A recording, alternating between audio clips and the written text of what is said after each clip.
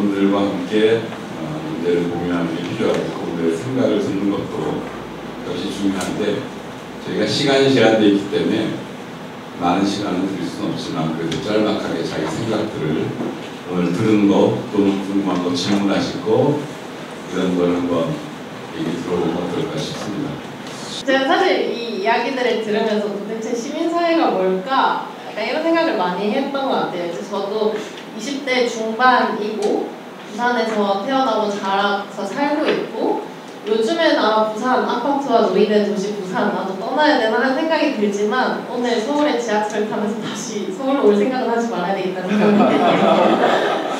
근데 이제 저는 어쨌든 20대 중반이긴 하지만 청소년 때부터 활동하면서 어느 정도 마을 공동체를 한 10년 정도 같이 만들어 가기도 했고 합동조합도 만들었고 그리고 거버넌스 현장에서 어쨌든 행정과의 결합도 조금은 경험을 해봤고 그리고 이제 그러면서 다시 민간에서 청년들 좀 더 모아보고 그 다음에 적극적인 운동은 못하지만 어떻게 하면 일상 현장에서 이 지역의 문제를 나의 문제나 혹은 우리의 문제를 조금 체감할 수 있는 경험을 만들어 볼까 하는 중심으로 이제 사단법인 부산 청년들을 만들어 가고 있는데요.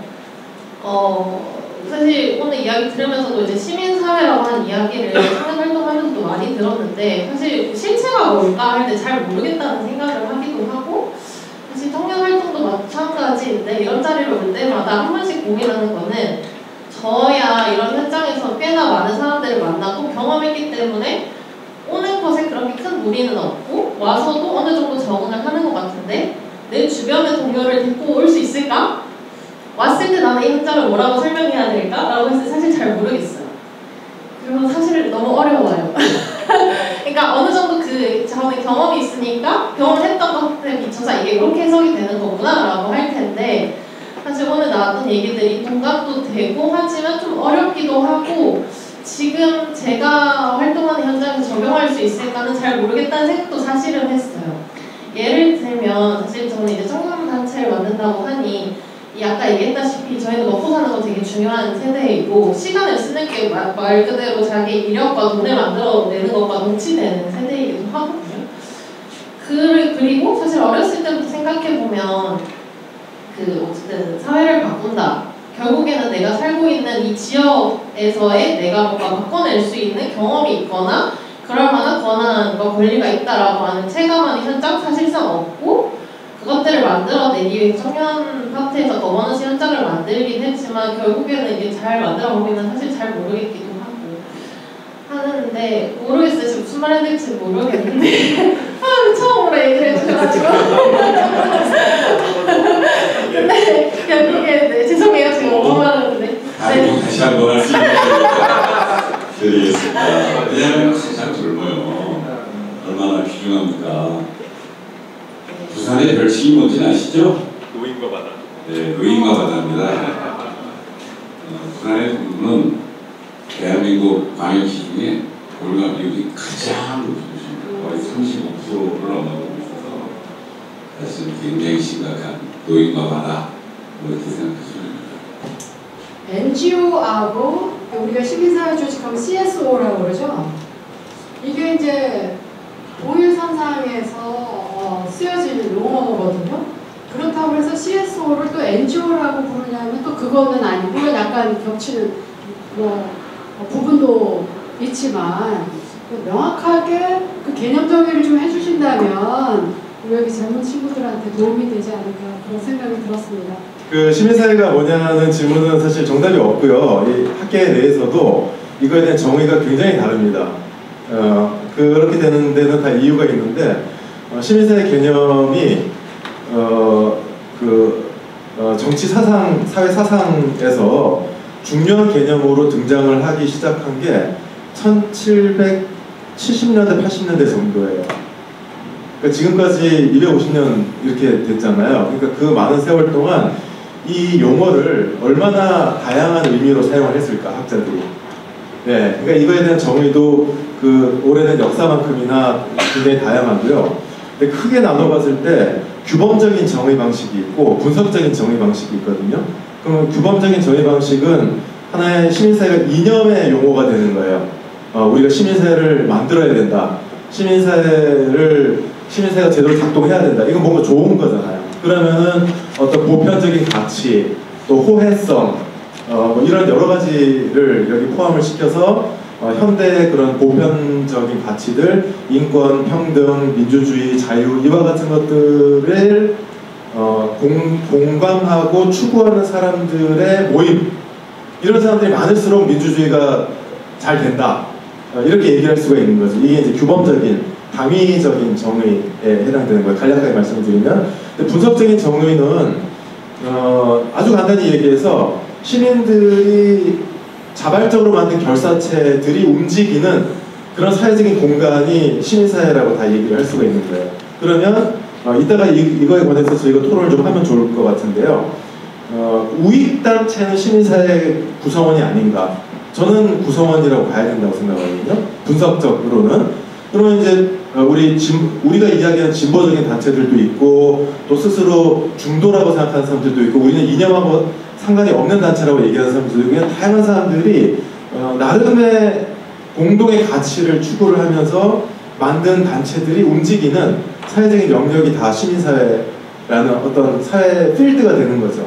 그럼 그 안에서 어떤 단체들은 서로 간에 연대하는 관계고, 어떤 단체들끼리는 서로 또 갈등하고 충돌하는 관계고, 이렇게 보면은 이런 시민들의 자발적인 결사체들이 규범적인 관점에서 봤을 때 얼마나 우리가 생각하는 좋은 가치를 추구하는 단체들이 이 안에서 다수이고 헤게모니를 행사를 하고 있느냐, 이런 식으로 질문을 던질 수가 있게 되는 거죠. 근데 이제 학문적으로 좀 분석적인 정의, 저는 이제 분석적인 정의에 입각해서 아까 말씀을 드린 건데요.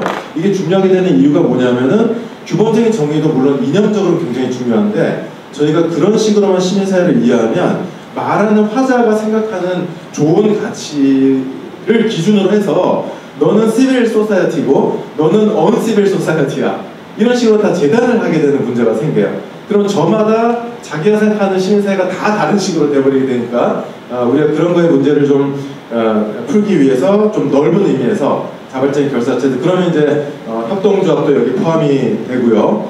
그 다음에 동아리, 또 비공식적인 소모임, 또 공식적인 사회운동 단체, 또 비영리 민간단체로 등록되어 있는 단체들, 또 민법상으로 민간 공익단체로 등록되어 있는 단체들, 이런 단체들이 다 시민사회 단체 구성원으로 포함이 될 수가 있는 거라고 저는 생각을 하고요.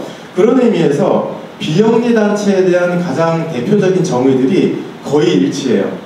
이런 거 하고 그래서 저희가 보통 직관적으로 생각할 때는 비영리 부문이다 하면은 좀 사회운동보다는 좀 더 온건하거나 개혁 지향성이 반드시 있는 것은 아닌, 이런 식으로 조금 구분을 하잖아요. 근데 비영리 단체에 대한 정의에서도 어떤 아까 말씀드린 사회적 가치 지향, 그 다음에 구성원들 사이의 호혜성, 또 그 비정부성, 이런 공식성, 이런 몇 가지 대표적인 정의들을 얘기를 하는데, 그렇게 봤을 때 비영리라는 것도 하나의 섹터라고 저희가 얘기하잖아요. 그러니까 비영리 섹터, 제3섹터, 그럼 제3섹터라고 하면은 권력이나 정치의 영역이 아니고, 또 다른 한편으로 기업이나 영리 영역이 아닌 큰 틀에서 이쪽 영역을 다 비영리 섹터라고 이야기하는데, 그렇게 보면은 큰 틀에서는 시민사회라고 하는 그런 영역하고도 많은 부분 중첩되는 그런 측면이 있는 것 같아요. 이 정도 제가 말씀드리면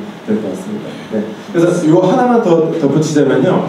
시민사회, 기존의 시민사회라는 용어를 한국에서 독점이라고 하면 좀 강한 표현이지만, 시민사회라는 용어를 많은 부분 이렇게 사용을 하시던 그런 분들이 민주화 이후에 한 20년 정도는 다 시민운동, 사회운동적 영역 분들이셨기 때문에, 그분들은 지금 제가 이제 여기저기서 듣게 되는 경우는 협동조합 거기도 시민사회야?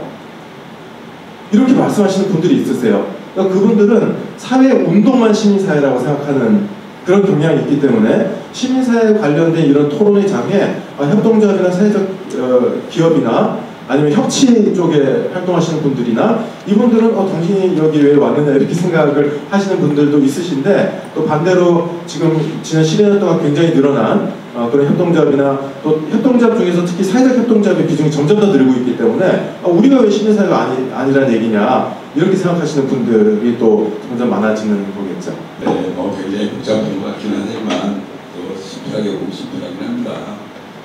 권력과 자본으로부터 독립된 어떤 영역이 있고 그 영역을 작동시키는 원리는 뭔가 다른 게 있어요. 그게 뭐 시민운동단체도 있고 NGO도 있고 NPO도 있고 뭐 가족도 있고 종교도 있고 굉장히 많겠죠. 근데 그거를 다 포괄시키냐고 지금 운동 영역만 이걸 시민사회라고 하느냐 이런 관점의 차이는 있을 수 있지만 지금 자발성이라고 하는 게 훨씬 더 권력이나 무슨 뭐 자본과 같은 그런 강제성 빠져있는 게 크겠죠. 저는 그렇게 생각하는데 교수님의 설명을 기초로 해서 하나 배우고 가셨습니까? 네. 전혀 이해 못하는 얼굴인데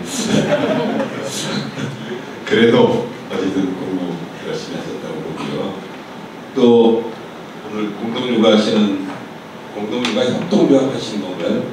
저는 오늘 저희가 이제 연말이잖아요. 이제 사역계획이나 평가를 할 때라 이 주제가 지금 가서 듣는 딱이겠구나 하고 싶어서 오기도 했고 이제 강의하시는 내용을 보면서 이게 시민사회가 맞구나, 시민 단체가 맞구나 라고 이제 생각을 했던 게 나오는 어려움이 다 저희하고 너무 똑같더라고요.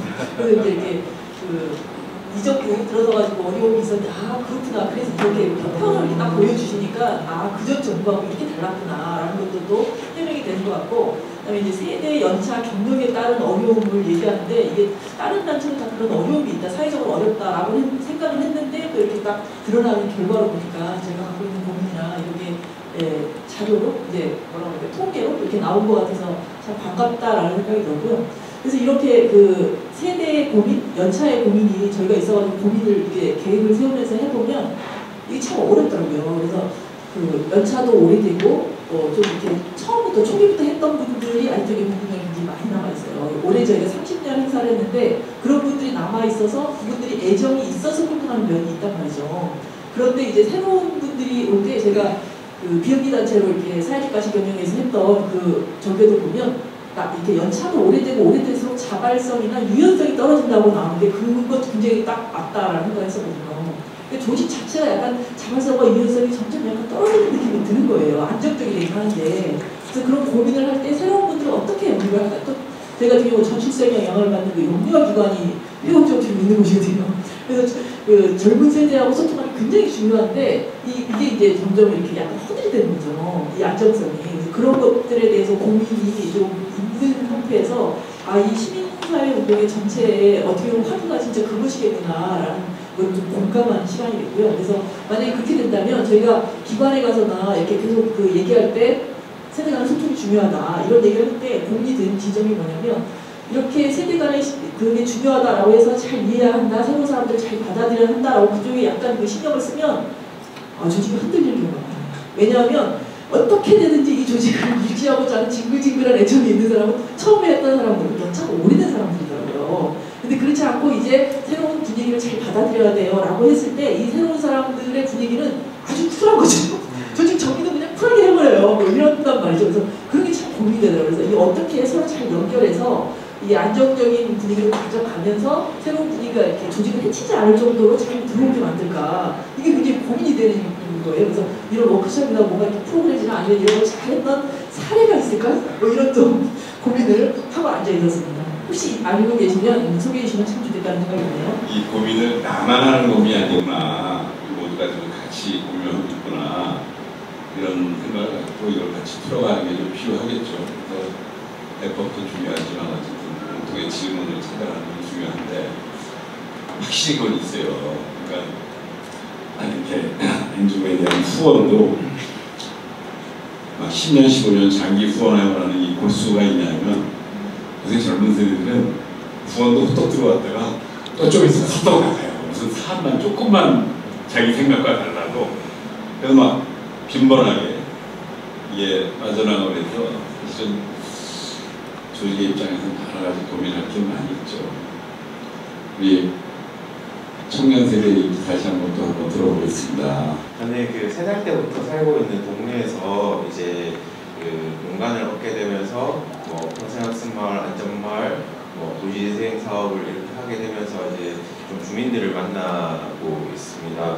그래서 사실 그 대구에서도 뭐 시민사회 활성화 포럼이라든지 이런 것들을 저희가 용역을 받아서 진행을 하기도 하고 이렇게 했었는데 그 제가 어제 저희 센터에서 고민했던 부분들이 우리는 도시재생을 하는 사람인가 아니면 도시재생 사업을 하는 사람인가에 대한 논의를 한 2-3시간 동안 진행을 하다가 이런 이야기들을 좀 더 많이 하자라고 이야기를 나누고 왔었는데 어떻게 보면 지금 시민사회라고 했을 때 시민사회 운동인가 아니면 시민사회 단체를 뭐 활성화하는 아까 그 김신양 선생님께서 이야기하셨던 뭐 상층 중심, 명망가 중심의 지원 정책 요구 및 제도 개선을 요구하는 것인가 이런 고민들이 오늘 좀 계속 많이 들었었습니다. 그리고 계속 청년 이렇게 이야기를 좀 오늘 많이 이야기가 나오는데 사실 청년들이 이런 자리에 사실 데리고 아까 서원님이 이야기했던 것처럼 데리고 오면 사실은 좀 부담되는 부분도 있고 또 나이가 젊다고 어리다고 반말을 하거나 이런 부분들이 바로 저도 좀 전에 경험을 했고 이런 것들이 사실은 좀 있거든요. 그러니까 그 어떻게 보면 우리가 시민사회 운동을 이야기하는 분들이 그런 부분부터 조금 바뀌어야 되지 않을까라는 생각들이 사실은 좀 있고 저도 어떻게 보면 뭐 지역에서 그러니까 사실 이게 지난주에 저희 동네에서 그 주민자치위원장님 5명이 그러니까 전 뭐 이렇게 해서 5명이 술을 먹었는데 한 분이 저한테 반말을 했는데 이 센터장한테 말을 놓는 게 맞느냐 이거에 대해서 좀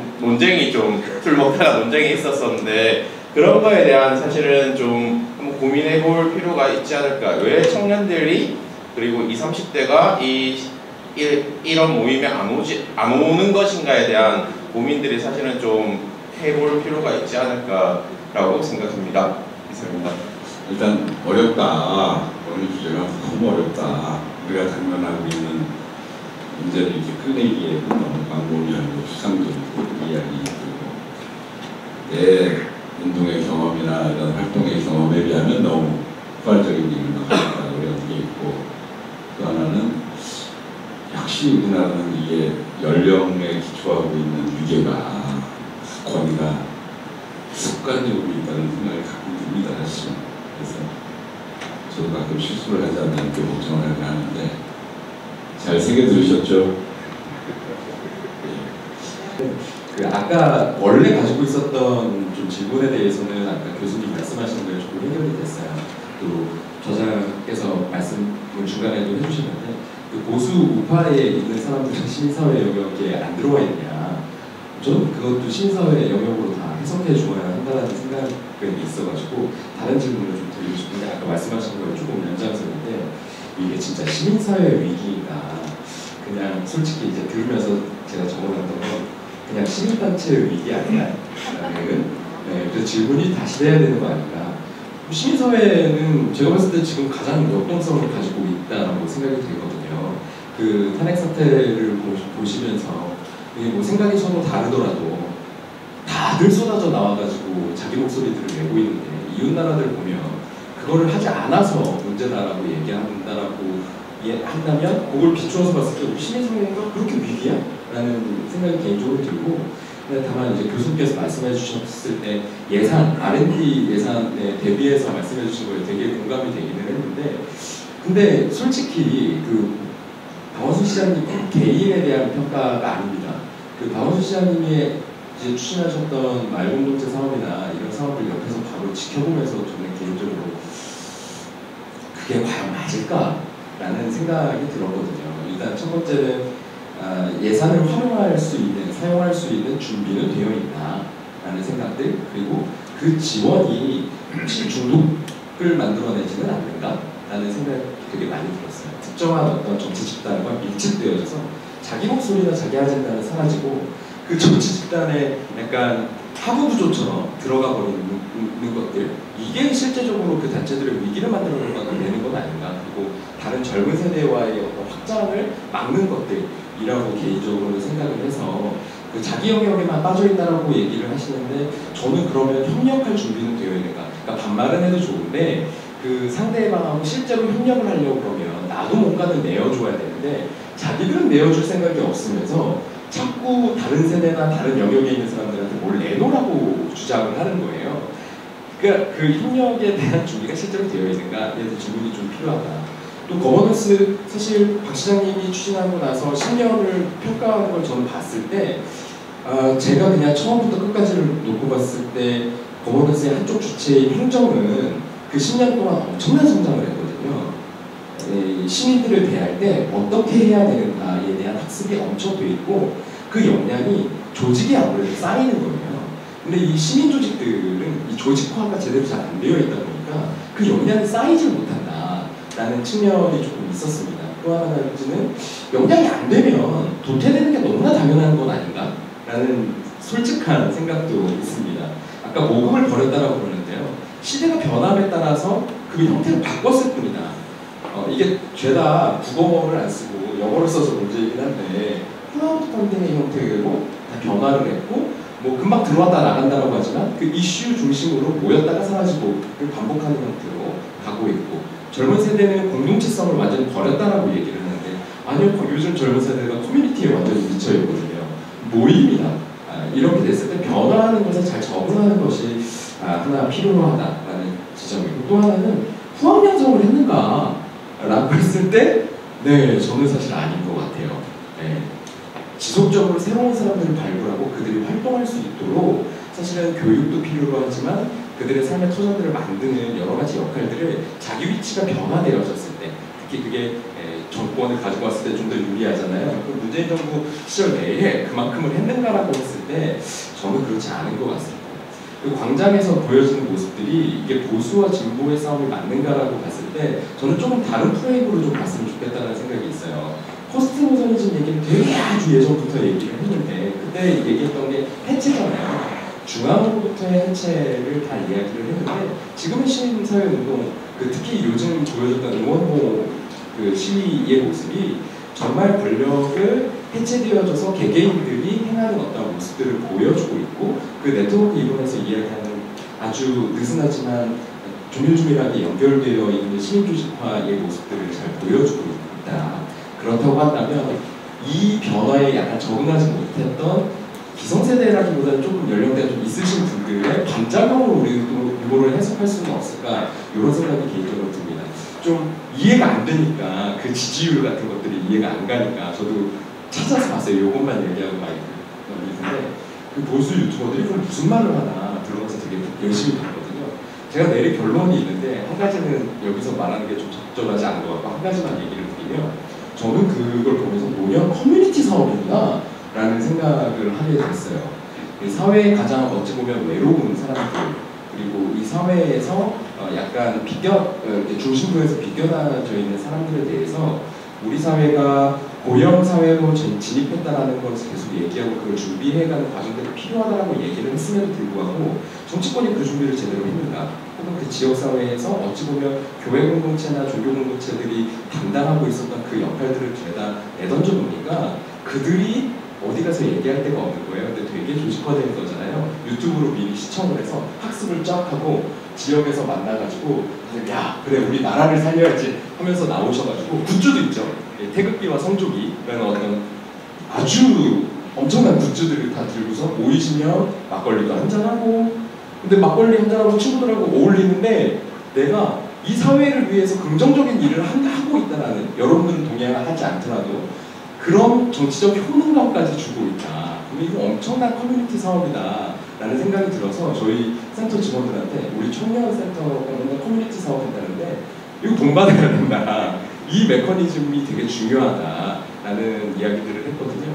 좀 다른 차원에서도 좀 접근하면서 좀 우리가 바라봐야지 우리가 이 어떤 이데올로기 안에 갇혀서 이 영역에서만 해석하는 것들을 조금 지향해야 다음 비전, 다음 노선들을 만들어갈 수 있지 않을까 그런 생각들을 했습니다.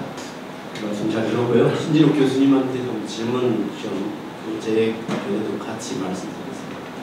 앞서서 그 시민사회와 용어의 혼란점들이 있다는 지적도 있었는데 그러니까 첫 번째 부탁드리고 싶은 바가 그건데요. 시민사회와 시민운동, 시민단체 이렇게 혼용해서 쓰다 보니까 시민들이 이야기에 올라가는 토론도 좀 추상적으로 되는 경향이 있더라고요.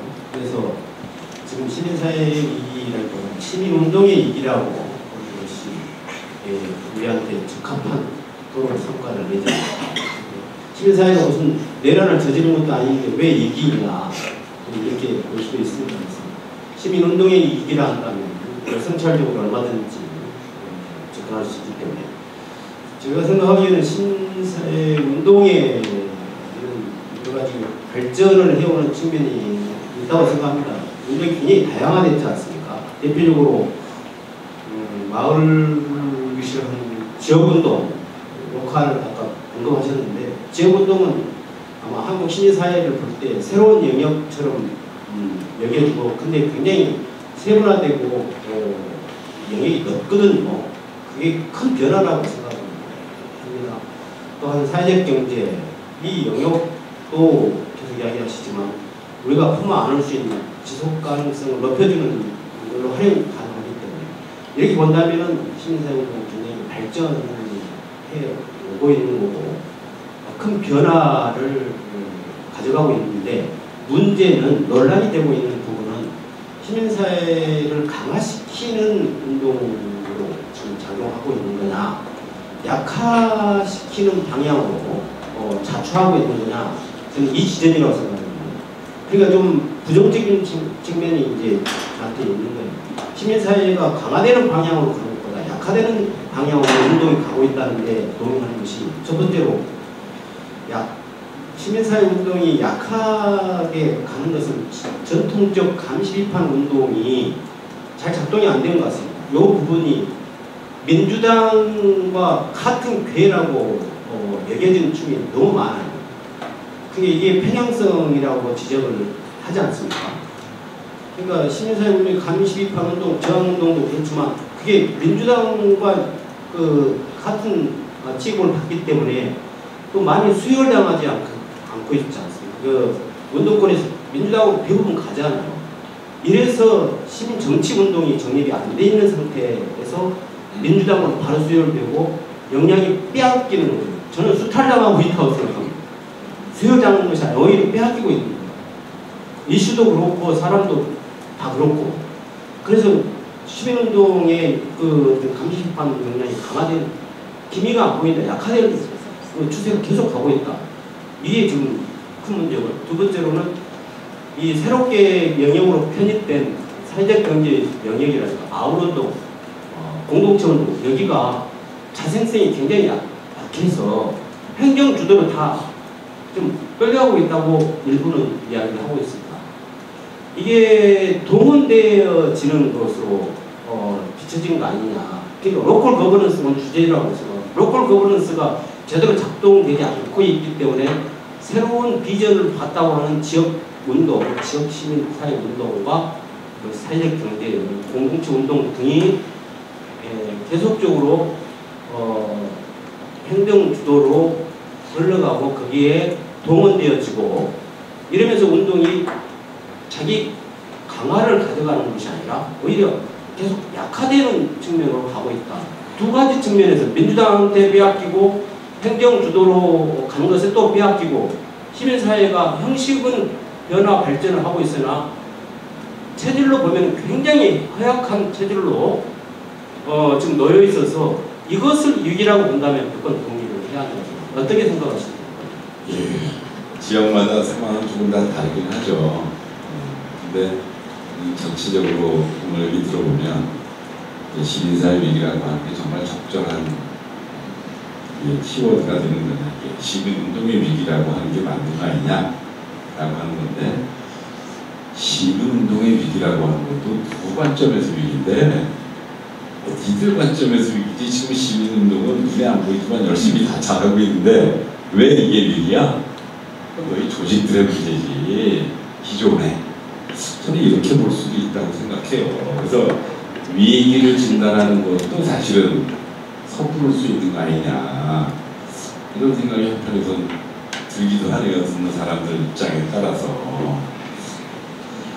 그래서 어쨌든 마무리를 해야 되는데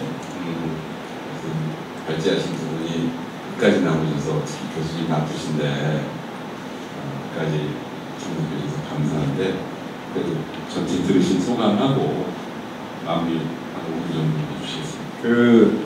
어쨌든 이제 아까 했던 좀 시민사회의 그럼에도 불구하고 뭐 교육에서 좀 좋은 변화를 혹은 우리가 이제 넓은 의미에서 그 또 다른 뭐 활성화, 새로운 진출들 이런 부분들이 전체적으로 온전히 또 역시 이제 역사가 흘러가는 거니까 또 한편 말하는 이제 기존의 그 해왔던 역할을 담당했던 분들이 약화되거나 뭐 이런 것들은 입장에 이제 불가피한 측면이니까 흐름이니까 이제 이런 분들이 숨기는 역할들 혹은 뭔가 더 그것들을 잘 좀 모아지고 이어지고 그것이 축적이 되고 또 새로운 분들이 역시 또 그것이 아까 또 취약한 부분, 어려운 부분, 약한 부분들 전체적으로 말하면 이제 약간 부정적일 수 있는 이런 부분들이 또 그것들이 최소화되면서 역시 또 전체적으로 말하는 이제 시민사회가 강화되고 시민사회는 좀 더 역할을 제대로 이런 과정에서는 그런 다원성들을 잘 살리면서 이들이 다양한 방식으로 집중적으로 좀 네트워킹되거나 협력하거나 이렇게 만나가고 같이 모시는 사람들이 많아질 필요한 게 아니다. 그것을 섣불리 오시지 말고 그래서 지금 시민사회 운동이 우리가 편하게 얘기했을 때 뭐 민주주의 터틀전 이후 국민들 시민사회 운동 얘기하잖아요. 그게 무슨 한 세대를 만든 건데 그러면은 그 과정들 그 운동들과 혹은 이제 좀 새로운 다양한 시민활동들이 같이 좀 어울리면서 큰 틀에서 좀 더 한국 시민사회가 좀 다져지고 시민사회 새로운 물가의 다양한 관례까지 포함해 발전되기 위해서는 그래서 또 상당한 노력이 그런 투자가 필요한 게 아니라 3년 또 있어 한다면은 새로운 다양한 활동들이 새로 만나 조직되고 하는 노력들이 전체가 어울려가려면 적어도 3년 이상 투자해야 되는 거 아니냐 이런 생각을 가지고 저는 어떤 간에 이와 같은 장들 이런 내용이 아니라 하더라도 의제 간의 만남, 지역의제들 다양한 정치적 또는 다양한 형태의 시민사회 활동들, 시민사회 운동들이 서로 소통하고 하는 장들이 더 중층적으로 많아지면 좋겠다. 그 인과 가지고 좀 더 확장된 회사의 영역들하고 정치, 특히 지방정치든 이런 무엇이 필요하다면 새로운 경제적 이야기든 그런 모색이든 이런 거는 같이 심지어는 기업 시민들은 책임 다하고 하는 이런 부분들과도 좀 결합을 들어갔으면 좋겠다. 그런 장도 더 많았으면 좋겠다. 이 모임도 그 중에 하나였으면 좋겠다. 이런 말씀드리고 싶습니다. 질문 의견 주신 거에 대해서 제가 간략히 제 의견 말씀드리고 오늘 마무리 제 쪽에서 마무리 발언 말씀드리면 될 것 같습니다. 청년 얘기가 또 많이 나왔잖아요. 저도 재작년에 그런 세대는 없다라는 책을 써서 그러니까 청년 내지는 뭐 MG 이런 거 있죠. 제 MG 담론 비판하는 분석을 논문을 한 3개는 쓴 것 같은데요. 지금 연세가 좀 있으신 분들 이 자리에 많이 계신데 요즘 청년들은 어떤가에 대해서 간단한 답을 얻으시려고 하면 함께 활동하는 청년들하고 잘 못하실 거예요. 얼마나 다양하겠어요. 요즘 청년들 계층에 따라 다르고 지역에 따라 다르고 활동하는 분야에 따라 다르고 또 추구하는 가치가 다르고 다르기 때문에 청년을 이해한다는 것은 청년 안에 굉장히 그런 큰 다양성들을 세밀하고 풍부하게 이해하면 할수록 더 잘 이해할 수 있을 것 같다는 생각이 들고요. 요즘 청년은 어떤가에 대해서 그렇군요 이렇게 되면 그건 아닌 거다. 그래서 좀 많은 시간과 노력과 이런 것들을 들여야만 들인 만큼 이해를 우리가 더 많이 할 수 있지 않을까 그런 생각이 들어요. 그래서 아까 나왔던 얘기들 중에서도 지금 젊은 세대들이 한편으로는 아까 운동 문화가 되게 다르거든요. 이게 뭐 반드시 청년에만 국한된 건 아니지만 어떤 특정한 단체에 정기적으로 장기 후원을 하는 게 옛날에 전형적인 방식이었다면 지금은 점점 더 캠페인이나 이슈 중심으로 후원들을 많이 하고요. 그런 후원을 아끼지 않습니다. 다만 그 이슈가 그 캠페인이 매력적으로 보이면 아끼지 않는데 안 매력적이면 전에 후원했던 단체더라도 아 이번 건 별로야 이렇게 되는 거예요. 예, 그래서 그런 어떤 유연성, 유동성 이런 것들을 이해하고 적응하는 게 중요하다는 생각이 들고, 또 그런가 하면 반드시 젊은 세대들이 또 그렇게 유연하고 비공식적인 것만 좋아하느냐 하면 그것도 전혀 아니거든요. 오히려 어떤 면에서는요, 과거에 반독재 민주화 투쟁을 하던 그 세대보다도 훨씬 더 젊어서부터 어려서부터 어떤 공식적인 조직의 재정이나 이런 것들을 운영하고 법인 설립하고 이사장님 계시잖아요. 이사장님이시죠. 이게 젊은 세대의 현상이에요. 옛날에는 젊었을 때 이사장 이런 거 생각도 못했죠. 근데 지금 단체를 설립하면 공식적으로 법인 설립하고 용도에 따라서 단체를 등록을 합니다. 그러면서 또 비공식적인 소모임이나 이런 것도 굉장히 많아요. 그러니까 젊은 세대는 비공식적으로 한다 이런 것도 또 다 아니고, 그래서 여러 가지 지금 그런 것들을 대략 지금으로도 한 10몇 년 전 2010년대 초반부터 벌써 한 10여 년을 거쳐오면서 굉장히 많은 시행착오를 거치면서 배워가고 달라지고 성장해가는 그런 이미 역사가 있는 그런 청년 세대라는 생각이 들어요. 그래서 그런 많은 변화와 이런 것들이 있는데 그걸 잘 모르는 분들이 굉장히 많아서 서로 간에 알아가는 과정이 저는 앞으로 계속 중요할 것 같다는 생각이 듭니다. 세대 관련해서 그런 생각이 들고요. 시민사회는 사실 추상적인 용어가 맞습니다. 아까 여러분들 말씀해 주신 것처럼. 그래서 이 시민사회는 뭐가 떠오르냐를 가지고 제가 36명한테 심층면적으로 물어봤거든요. 네, 대부분 공통된 말씀은 시민단체들 기자회견할 때 말고는 안 쓰는 단어.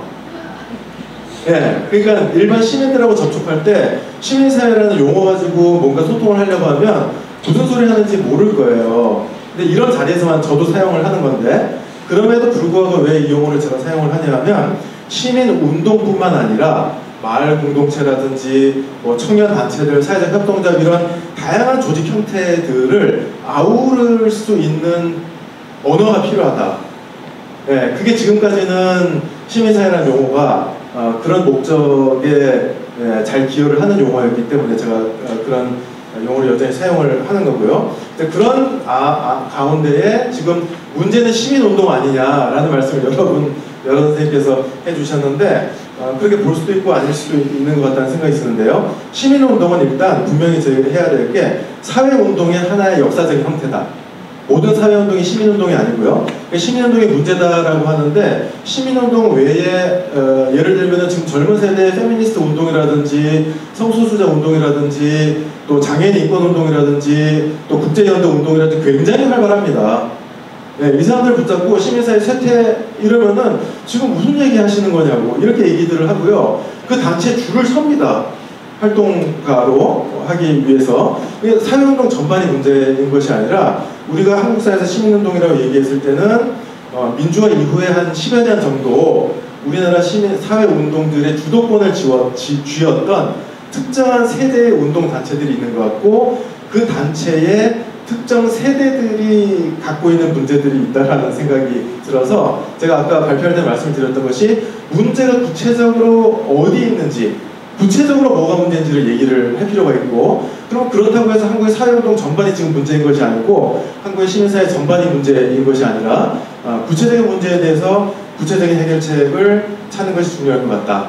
네, 이렇게 제 의견을 말씀을 드릴 수가 있을 것 같아요. 그래서 마지막으로 마무리하면서 한마디만 말씀을 드리자면, 이런 시민사회들이 지금 여러 가지 어려움을 겪고 있고, 뭐 마을공동체, 협동조합, 지역, 주민 여러 어려움이 있지만 적어도 분명한 것은 시민사회가 조직적으로 굉장히 두터워졌다는 건 저는 아주 중요하다고 생각을 합니다. 네, 그래서 지금 촛불집회라든지 응원봉집회 이렇게 나오는 사람들이 욱해서 나온 걸로 오해하기가 쉬운데요. 그런 관점이 전통적으로 이런 그 운동 연구에서 굉장히 보수적인 관점이에요. 예, 촛불 집회나 이런 그 탄핵 집회 이런 데 나오는 사람들은 평상시에는 단체 활동 이런 것들을 소홀히 하면서 일시적으로 나와가지고 이렇게 뭔가 열광했다가 사라지는 사람으로 보는 그 관점 자체가 보수적인 학자들의 전형적인 관점이었는데, 사회학에서의 운동 연구에서는 이미 한 60년 전부터 그 관점은 사라졌습니다. 네, 더 이상 지탱이 안 되고요. 그래서 한국에서도 뭐 도면현 교수님이나 몇몇 그 학자들이 촛불 집회에 참여하는 사람들이 평상시에 시민사회 단체 활동도 열심히 하는지를 분석을 해봤더니 시민사회단체 활동을 열심히 하는 분들이 정당 활동도 열심히 하시고요. 투표도 더 많이 하시고요. 촛불 집회나 응원봉 집회에도 더 많이 나오십니다. 그러니까 이게 제로섬 관계가 아니라 이거를 평소에 단체 활동을 많이 하시는 분들이 이런 그 집합행동도 열심히 하시는 분들인데 이런 분들이 과연 얼마만큼 민주적이고 다원주의적인 가치를 옹호하고 추구하는 분들이 그런 활동을 열심히 하시느냐, 아니면 아까 말씀하신 것처럼 뭐 커뮤니티 기능 때문인지 뭔지 모르겠지만 극우적이고 반민주적이고 폭력적인 사고방식을 가진 분들이 오히려 더 열심히면은 한국 사회는 미래가 없다. 예, 그래서 이 측면에서 우리가 어떤 규범적인 가치 지향을 분명히 하는 것이 앞으로 매우 중요한 과제가 될 것 같다, 이렇게 말씀을 마지막으로 드리겠습니다. 감시비판 운동의 민주당의 관계성에 대해서 네, 뭐 이따가 지금 한마디만 그러면 짧게 말씀을 드리면요. 아까 말씀해주신 그 관점과 저도 같은 관점에서 지난번 총선 때도 글도 쓰고 발표도 많이 하고 그랬었어요. 네, 그래서 이게 그 정당 활동 당원 가입이 점점 늘지 않습니까? 그게 그냥 허수가 아니라 이른바 이제 당비 당원도 굉장히 많이 늘고 있고 그 증가 폭이 가장 높은 데가 더불어민주당이에요. 그래서 우리 시민사회 단체들 안에도 민주당 당원이나 또 이제 조금 그 5, 60대의 경우에는 조국 혁신당 당원분들이 굉장히 많기 때문에 그런 당의 이해관계나 관점하고 시민운동 단체의 관점을 동일시하는 것이 크게 문제가 아니라고 생각하는 분들이 점점 늘어난다는 겁니다. 저는 이것이 그 시민사회에 대한 아까 말씀드렸던 광범위한 시민들의 사회적인 신뢰를 확보하기 위해서 반드시 우리가 경계하고 극복을 해야 되는 부분이라는 생각이 듭니다. 그래서 대해서 말씀을 드리는 걸로 맞습니다. 오늘 누가 첩보된 날인데 작년 12월부터 우리 사회가 제도적인 민주화는 더 이상 흔들리지 않을 것이라고 하는 믿음이 누구나 다 있었을 것 같아요. 근데 이게 이렇게 흔들려 버리니까 민주주의라고 하는 게 안정성이 이렇게 없는가라는 느낌을 저는 가졌었습니다. 이야기하는 것은 제가 이제 12년 전장했다고 하는데 기본적인 행정 업무 말고 우리가 내가 하면서 뭘 지향해야 될까라는 생각을 하면서 저는 항상 그런 마음으로 해왔어요. 지방자치라고 하는 건 민주주의의 토대를 확대 강화하는 일이다. 그런 가치를 갖고 해야 되겠다는 마음을 가졌었는데 실제로 이번 윤석열 사태를 보면서도 우리나라의 민주주의라고 하는 것이 짧은 기간 동안에 엄청난 속도로 완성된 것 같은 우리가 착각을 가지고 있었는데 그게 아니라고 하는 생각을 좀 가졌었고요. 이 토대가 아직도 좀 취약한 게 아닌가 하는 생각을 했었습니다. 그야말로 시민사회, 시민운동이라고 하는 것이 그런 토대를 확대 강화하는 끊임없는 노력이라고 생각을 해요. 그래서 환경이 바뀌면, 정치사회적 환경이 바뀌면 상당한 정도로 위축될 수밖에 없는 그런 게 아닌가. 제가 캐나다를 갔었는데 2012년도인가에 퀘벡주를 갔었는데 사회적 경제 영역을 좀 보려고 갔었어요. 근데 거기도 정치적 환경이 많이 바뀌어가지고 제3섹터, 그러니까 사회적 경제 지원센터 같은 역할을 하는 분이 나와서 얘기를 하는데 그런 상황을 쭉 얘기를 하는 거예요. 그리고 마지막에 그럼에도 불구하고 우리는 반드시 승리할 것입니다 라고 얘기하는데 그럴 것 같아요. 그런 느낌이 들었어요. 그런 자신감 같은 게 우리는 아직도 이 토대의 측면에서 우리가 가야 할 길이 상당히 멀리 있는 게 아닌가 생각하고 특히 이 수도권이 아닌 지역에서 열심히 노력하시는 분들에게 정말 감사하다는 말씀을 드리고 우리 함께 이 길을 같이 갔으면 좋겠다 생각합니다. 고맙습니다. 3시간 동안 뭘 느끼셨는지 뭘 배우셨는지 모르겠습니다. 저는 그래도 배워가는 게 있어요. 자등명, 역등명 이런 거 배워갑니다. 한 가지씩 배워서 어디 가서 꼭 써보는 그런 시민사회 활동가들 되시기 진심으로 바라고요. 제가 전체적인 걸 들으면서 위기, 길을 잃은 또는 강한 이런 게 얼마나 중요한 주관적 판단력인가 이런 생각이 좀 들었어요. 아, 이거를 우리가 그냥 쉽게 내 관점에서 위기라고 보는데 실제로는 아니네. 어디서 보느냐에 따라서 이게 정말 달라질 수 있는데 이걸 우리가 너무 쉽게 위기라고 규정하고 그 해법을 그 테두리 안에서 찾으니까 잘 안 찾아지는 거 아닌가. 그래서 성찰하면서 가장 먼저 해야 될 건 우리 안의 도구마에서 어떻게 벗어날까 이런 것들에 대해서 좀 고민해 보는 게 필요하지 않을까 이런 생각하고요. 그래서 사실은 더 유연하고 더 개방적이고 더 비우고 더 나누고 이런 방식으로 우리의 삶의 태도들을 조금씩 바꿔나가면서 우리의 활동과 우리의 삶의 습관을 아마 더 일체화하려고 하는 노력들 이런 것들이 세상을 바꾸는 큰 디딤돌이 될 거라고 확신합니다. 긴 시간 같이 해주셔서 감사하고 하시고 싶으신 말씀이 너무 많게끔 저희가 주제가 그렇게 돼 있어서 많은 분들에게 더 많은 기회를 드리지 못해서 죄송하고요. 그래도 서로의 얘기를 들으면서 한 가지라도 얻어가시는 그런 귀한 시간 되기를 바랍니다. 발제하신 두 분 그리고 우리 토론 함께 해주신 분들 그리고 끝까지 같이 해주신 우리 참여자 여러분들 모두 박수로 협의하고 마치겠습니다.